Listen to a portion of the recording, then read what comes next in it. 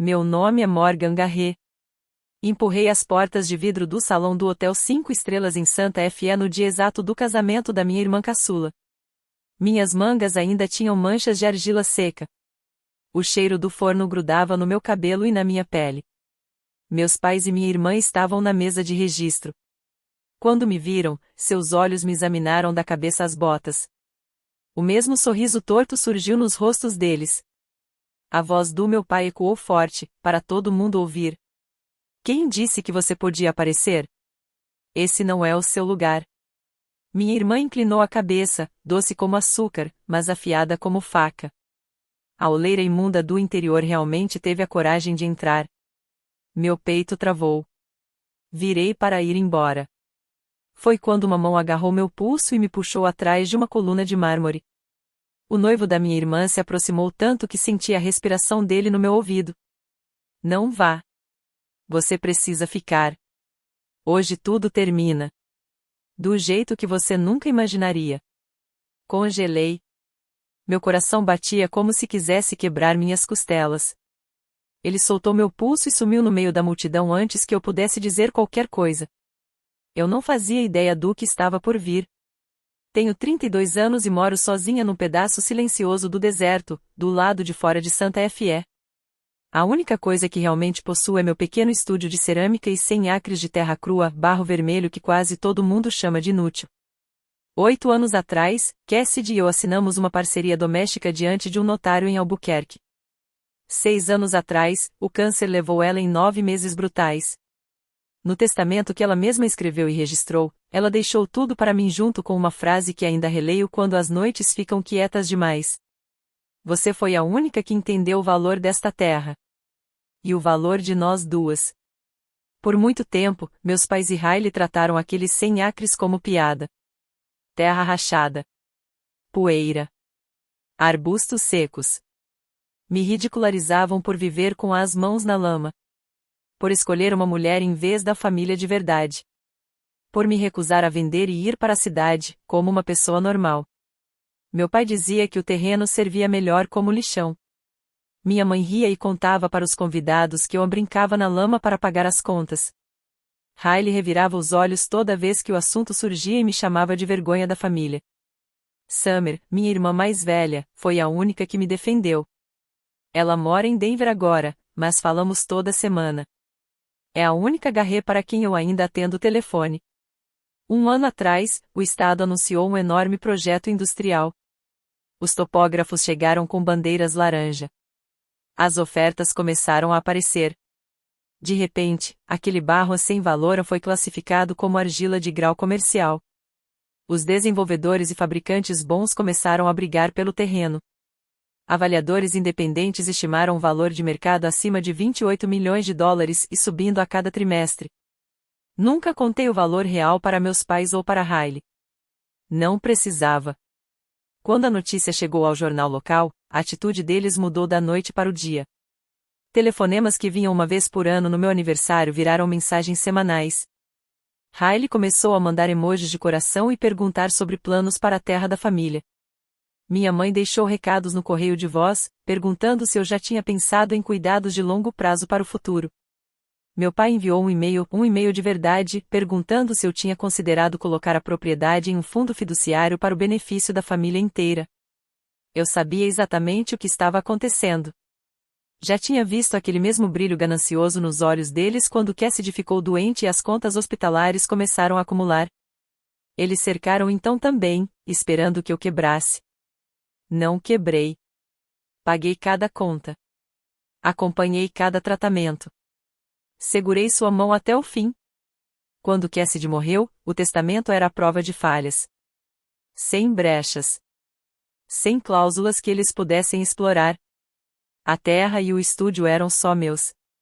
Limpos, claros, livres. Mas a ganância tem memória longa. 1 ano depois que o projeto industrial estourou na mídia, Riley anunciou que estava noiva de Tanner Brooks. Um investidor imobiliário de Santa Fe, famoso por negócios limpos e bolsos fundos. De repente, os jantares em família voltaram ao calendário. De repente, minha mãe queria curar velhas feridas. De repente, meu pai falava sobre manter o legado Garret nas mãos dos Garrets. Eu fiquei em silêncio. Mantive distância. Não fazia ideia até onde eles iriam. Nem que o homem que Riley ia se casar já estava um passo à frente de todos eles. Riley ligou de repente, numa quinta-feira à noite, dizendo que queria levar o namorado novo para jantar na casa dos nossos pais em Albuquerque. Eu não sentava naquela mesa há anos, mas algo na voz dela me fez aceitar. Quando Tanner Brooks entrou pela porta, ele dominou o espaço. Alto, sorriso fácil, relógio caro que não gritava riqueza. Apertou a mão do meu pai firmemente, beijou minha mãe na bochecha, abraçou Riley como se fosse de vidro. Então se virou para mim, olhos afiados, mas educados. Você deve ser Morgan. Riley fala de você o tempo todo. O jantar começou normal. Meu pai abriu a segunda cerveja e começou suas habituais histórias de orgulho sobre a concessionária de carros da qual se aposentou. Minha mãe passou a travessa de vagem e perguntou a Tanner sobre os pais dele. Riley não parava de tocar no braço dele, rindo alto de tudo que ele dizia. A conversa, inevitavelmente, derivou para dinheiro e propriedades. Quem iria ficar com o quê? Tanner se recostou na cadeira, casual como se pedisse café. Riley mencionou que você possui bastante terra perto de Santa Fe. Já pensou em desenvolver? Ou está aguardando por algum motivo específico? Meu pai entrou na conversa antes que eu pudesse abrir a boca. Ah, sim. Mais de 100 acres de barro, antes só mato. Agora, com esse novo parque industrial chegando, todo mundo quer dar uma olhada. Estamos sempre dizendo para Morgan vender um pouco enquanto o preço está alto. Tanner ergueu a sobrancelha, interessado. Sério?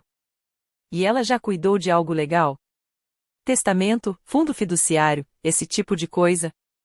Minha mãe riu, acenando com o garfo. Senhor, não. Ela ainda é solteira. Sem filhos. Quando for mais velha, vai precisar de um bom lugar para morar. Aí a terra poderá ser cuidada direito para a família. Senti o sangue esvair do meu rosto.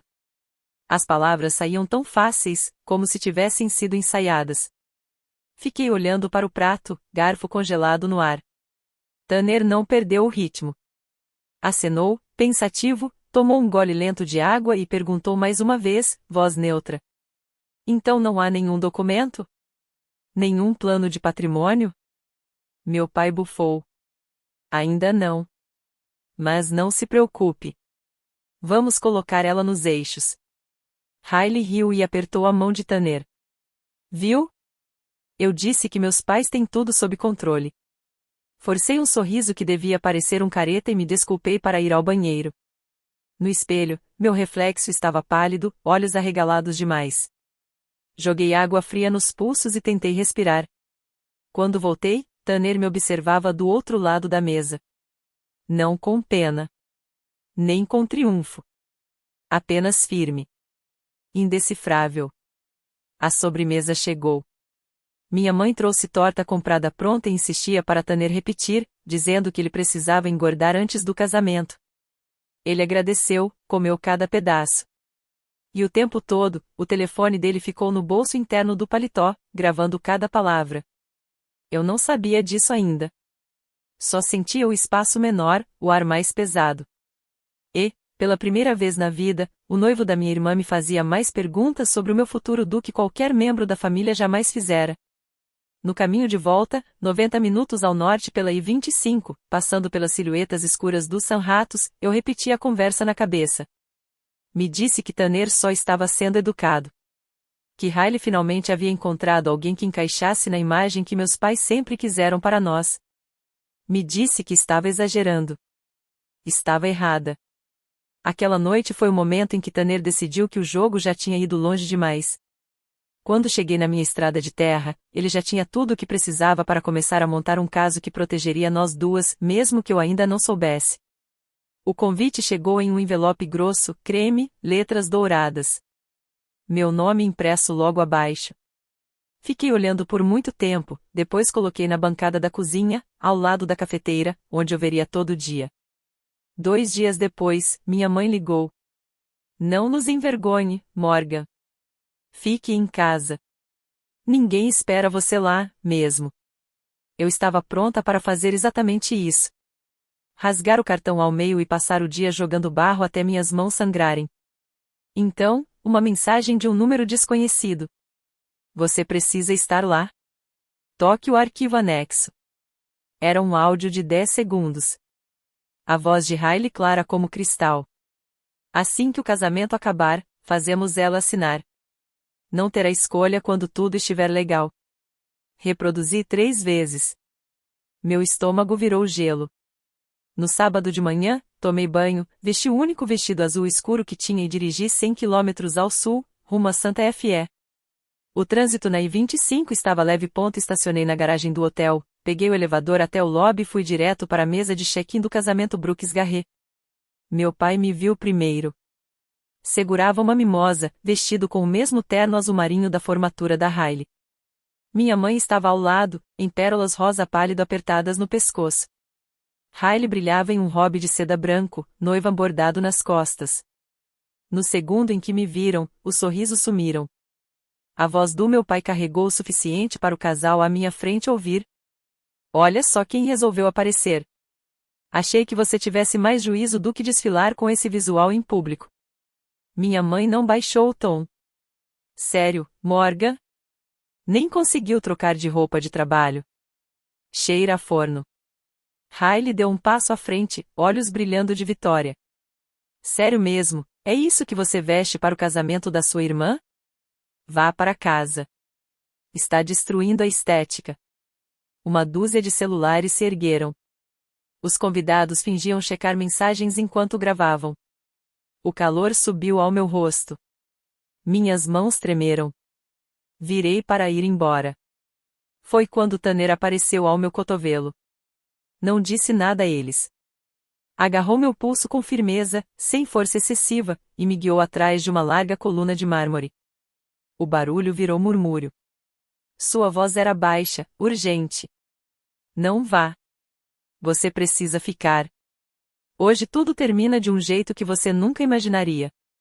Abri a boca para perguntar o que diabos isso significava, mas ele já havia desaparecido, engolido pela multidão que seguia para o salão. Fiquei ali, pulso acelerado, convite amassado na mão. Uma parte de mim queria correr para o meu carro e dirigir até o deserto me engolir. Outra parte, a que ainda lembrava da voz de Cassidy me dizendo para proteger o que era nosso, fincou meus pés no chão polido. Alisei a frente do vestido, ergui o queixo e entrei no salão com os outros convidados. O que Tanner tivesse planejado, eu não iria embora agora. Tanner não perdeu tempo. Me puxou para longe da coluna, pegou um homem alto interno cinza-chumbo que estava por perto, e nos guiou por uma porta lateral até a área do valet. Um SUV preto já estava ligado. Ele abriu a porta traseira e me fez sinal para entrar. O estranho se acomodou ao meu lado. Parker Dean, disse Tanner ao tirar o carro da garagem. Investigador particular. Está contratado desde o 2º mês. A viagem de volta ao norte levou 41 minutos com pouco trânsito. Nenhum de nós falou até os pneus tocarem minha estrada de terra e o estúdio aparecer. Os fornos estavam frios. Tranquei a porta atrás de nós, acendi as luzes do trabalho e observei Tanner colocar um laptop fino sobre a mesa de esmaltação. Parker ficou perto da porta, braços cruzados, olhos percorrendo as janelas por hábito. Tanner abriu uma pasta rotulada apenas como provas. Clicou no primeiro arquivo de áudio. A voz de Riley encheu a sala, minúscula pelo alto-falante. Assim que o casamento for oficial, Tanner assina o contrato de compra como co-comprador. O preço está travado em 2 milhões, ridículo para 100 acres quando o corredor abrir. Morgan ficará chocada demais para reagir. Meu pai riu. Ela assina ou pedimos tutela. O médico me deve favores. Uma avaliação e ela vai para cuidados de memória antes do Natal. Minha mãe falou isso com a calma de quem escolhe verduras. Mantemos o Tanner no documento só o suficiente para parecer legítimo. Depois divorciamos. Se ela processar, ele leva a culpa. Bode expiatório perfeito. Mais arquivos. Mensagens. Um pré-nupcial que tornava Tanner responsável por qualquer fraude. Um segundo contrato já com minha assinatura forjada, datado 3 dias após o casamento. Tanner fechou o notebook. Novo México é consentimento de uma parte. Cada jantar. Cada conversa. 4 meses gravando tudo. O suficiente para conspiração, tentativa de roubo, falsificação e abuso de idoso. Ele me encarou. Se eu entrar naquele casamento hoje e não mostrar isso, em 6 meses eu tô preso com eles. Eles me escreveram como descartável. A única forma de eu sair livre é se a vítima, você, autorizar tudo agora e disser que eu procurei você primeiro. Parker falou, voz dura. Entreguei cópias ao promotor. Há 48 horas. Os mandados estão prontos. Só falta seu sinal. Minhas pernas falharam. Segurei a mesa para não cair. Tudo fazia sentido. O falso carinho. A preocupação repentina com minha saúde. A pressão para atualizar meu testamento. Pensei na Cassidy no hospital, apertando minha mão. Promete que não vai deixar eles tomarem o que construímos. Olhei para Tanner. Ele não estava me salvando. Ele estava salvando a si mesmo. E, sem querer, me dava algo que minha família nunca permitiu, escolha. Minha voz saiu firme. Faça. Os ombros dele cederam. Alívio. Parker saiu para ligar. Tanner me encarou. Obrigado. Você não vai se arrepender. Eu não tinha certeza. Mas pela primeira vez em anos, a decisão era minha. Dirigi de volta sozinha. O hotel sumiu no retrovisor. O deserto abriu em vermelho e azul duro. 41 minutos viraram 4. Entrei na estrada de cascalho. Cortei o motor. Deixei o silêncio me engolir. No estúdio, o forno ainda guardava o calor de ontem. Não acendi as luzes. A luz do sol bastava. Poeira dourada dançava no ar. Fui até a prateleira mais alta. Peguei a única peça que Cassidy assinou. Um vaso preto fosco com uma faixa turquesa no ombro. As iniciais no barro úmido, no dia em que assinamos a parceria, C mais M pequenas. Perfeitas. Coloquei o vaso na bancada. O barro estava frio. Mas eu ainda sentia as mãos dela em cada curva. Falei com ela. Sobre o salão. Sobre a voz do meu pai cortando o ar. Sobre o sorriso vazio da Riley. Sobre Tanner me puxando atrás da coluna e dizendo o impossível. Eu falei com ela sobre as gravações. Cada palavra cruel, calculada. O pré-nupcial forjado. Os papéis de tutela quase prontos. O plano de me trancar numa instituição barata enquanto eles dividiam a terra que construímos juntas. Minha voz quebrou quando lembrei da parte em que minha mãe disse: vai ser mais fácil quando a Morgan sair de cena. Apoiei as 2 mãos na bancada e me inclinei sobre o vaso, como se ele pudesse responder. Sim, sussurrei. Disse a Tanner para tocar tudo diante de 200 pessoas hoje à tarde. Estou errada? Estou me tornando um monstro? Eles sempre disseram que eu ficava em silêncio. Só o leve tic-tac da argila esfriando, movido pelo vento entre os álamos lá fora. Então a memória veio, afiada como se tivesse acontecido ontem. Cassidy na enfermaria de oncologia. Monitores bipando. Pele quase translúcida. Ela segurou minha mão com a força que a quimioterapia deixou e me fez prometer 3 coisas. Primeiro, terminar a grande comissão para o museu, custe o que custar. Segundo, nunca vender a terra por menos do que vale. Terceiro, se alguém tentar levar o que construímos, lute sujo se precisar. Promete que vai queimar tudo antes de deixá-los vencer. Eu ri entre lágrimas e jurei que sim. Endireitei-me, enxuguei o rosto na manga, ainda com o perfume da minha mãe e o ar-condicionado do hotel. O vaso brilhava à luz onde as iniciais dela estavam gravadas, C mais M. Para sempre. Peguei meu celular, abri a conversa com Tanner e digitei 8 palavras. Faça. Mostre tudo. Dou permissão total. Apertei enviar antes de duvidar. A tela mostrou entregue, depois lida. 3 pontinhos apareceram, sumiram, apareceram de novo. Uma única resposta. Obrigado. Coloquei o celular virado para baixo, envolvi o vaso de novo e o coloquei com cuidado na prateleira mais alta, onde pertencia. Lá fora, o sol subiu, queimando o deserto. Alguns quilômetros ao sul, os convidados tomavam seus lugares. Champanhe era servido. Minha irmã vestia um vestido que achava que lhe compraria tudo o que sempre quis. Enrolei as mangas, senti argila seca sob as unhas, e fui lavar as mãos. Não estava mais correndo. A cerimônia começou às 15 horas em ponto. Sentei-me 3 fileiras atrás, do lado do noivo. Distante o suficiente para que meus pais não me notassem de imediato. Rosas brancas alinhavam o corredor. Um quarteto de cordas tocava algo suave e caro. Os convidados cochicharam, checando os celulares uma última vez. Riley apareceu na entrada, em nuvem de tule e diamantes, braço entrelaçado ao do meu pai. Parecia toda noiva de toda a capa de revista. Minha mãe enxugava os olhos com um lenço de renda. Por um instante, tudo parecia perfeito. Tanner estava no altar, terno carvão, mãos entrelaçadas, rosto calmo.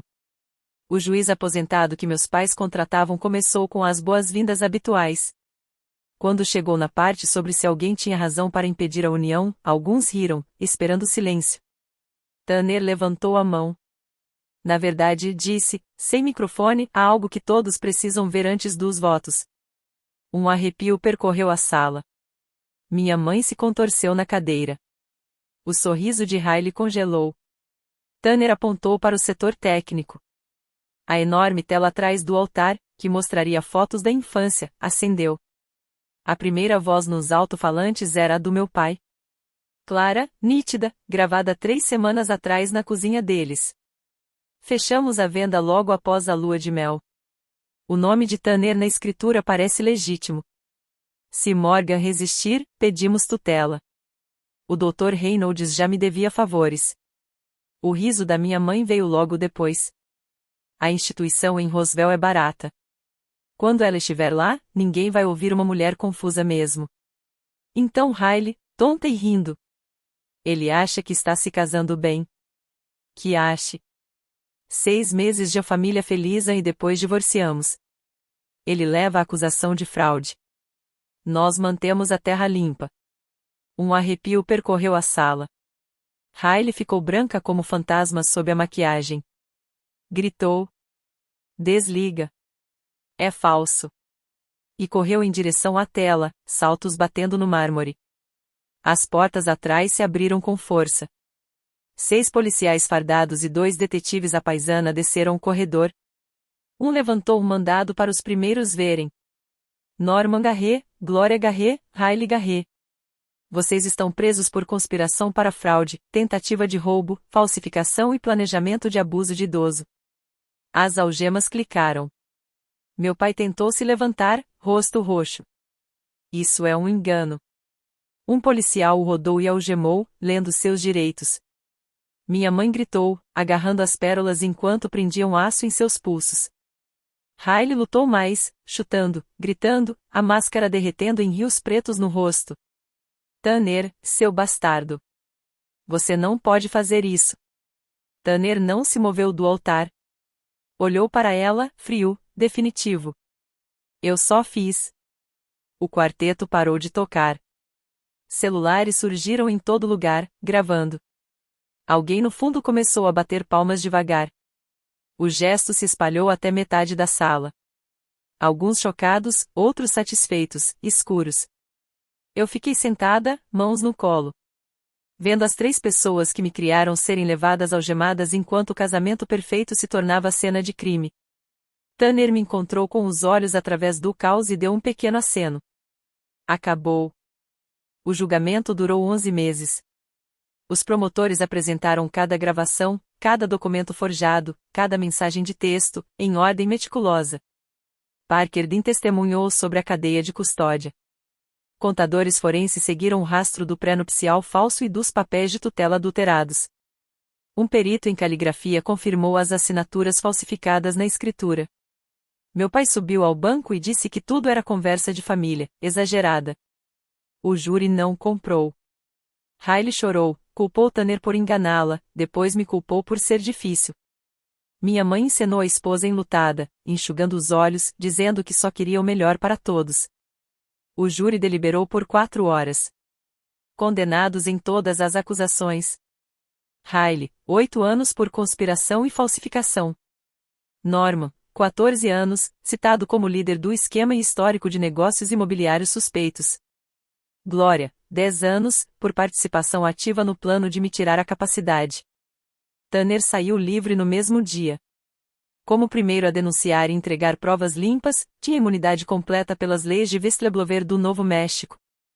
O juiz decidiu que a casa da família em Albuquerque não seria confiscada, pois era registrada em nome conjunto e não comprada com dinheiro fraudulento. Com meus pais na prisão e a propriedade vazia, o tribunal me concedeu procuração para cuidar da venda. O valor cobriu a restituição e ainda sobrou para pagar os advogados. Coloquei a casa à venda na semana seguinte. Vendeu em 9 dias para um casal jovem começando uma família. Assinei os papéis finais sem nunca mais entrar lá. Bloqueei todos os números deles. Sem cartas da prisão, sem ligações a cobrar, sem visitas. Summer entendeu. Mandou uma mensagem depois da sentença. Tenho orgulho de você. Liga quando estiver pronta. Liguei no dia seguinte. O estúdio se tornou meu mundo inteiro. Trabalhei horas mais longas, aceitei comissões maiores, dei oficinas de fim de semana para crianças das escolas locais. A terra permaneceu minha. Todos os 100 acres intactos, longe de desenvolvedores. O corredor industrial foi deslocado 2 metros para o leste após avaliações ambientais. Minha argila ficou segura. Algumas noites ainda pego o vaso de Cassidy da prateleira, passo o dedo pelas iniciais e sinto os anos desaparecerem. Olhando para trás, perdi uma irmã, meus pais, a ilusão da lealdade sanguínea. Mas mantive o que importava. A terra. O trabalho que alimenta minha alma. E a certeza de que família de verdade não é DNA. Família de verdade aparece quando o mundo inteiro te vira as costas. Essa é a lição que esse pesadelo me ensinou. Uma que eu queria ter aprendido antes. Mas uma que carregarei pelo resto da minha vida.